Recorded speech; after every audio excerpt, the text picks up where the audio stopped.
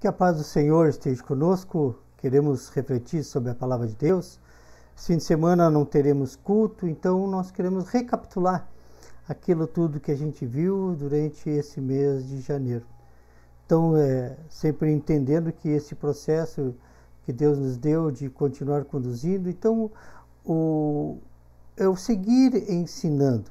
Então, para acontecer isso, precisamos entender que o que foi ensinado ele deveria ser gravado em nossos corações e nossa mente.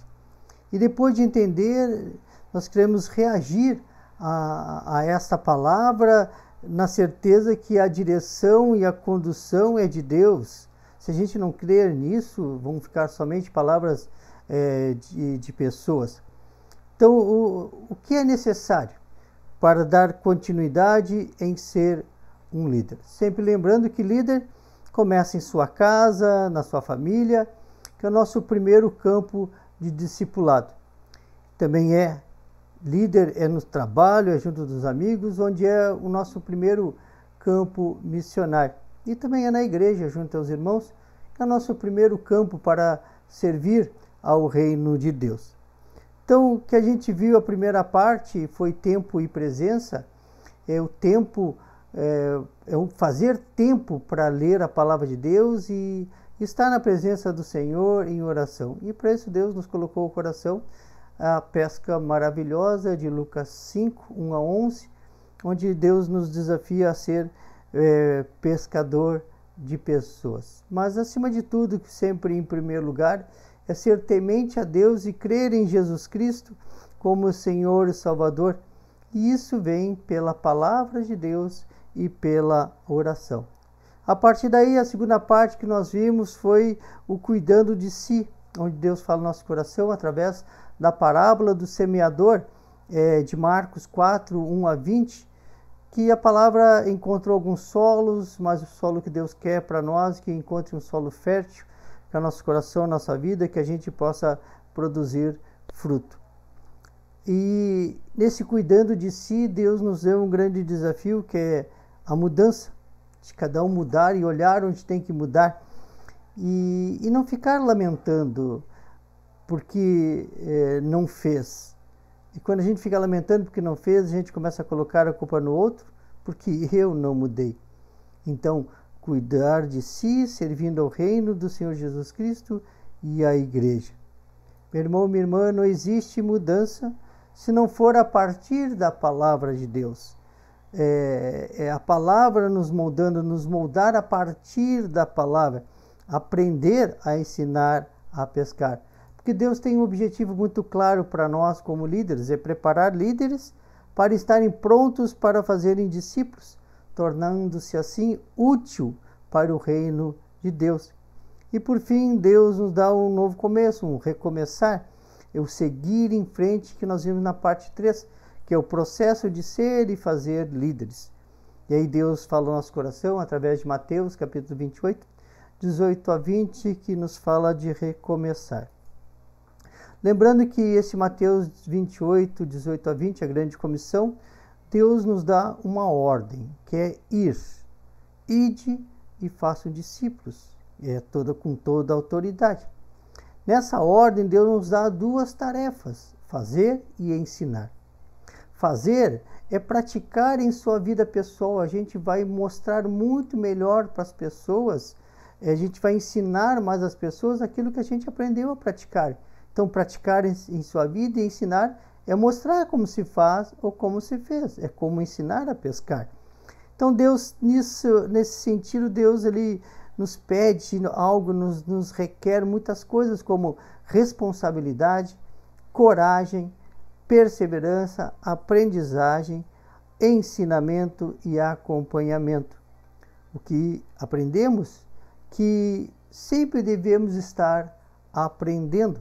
Se pararmos de aprender, paramos de ensinar.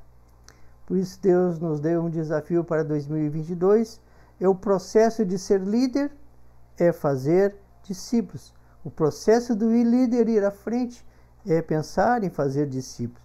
Meu irmão, minha irmã, nesse processo de ser e fazer líderes, em primeiro lugar, é uma vida e testemunho exemplar. E isto é muito importante, porque é o que faz a diferença na vida das pessoas. E não é o que passamos ou fizemos, mas é como passamos e como vivemos.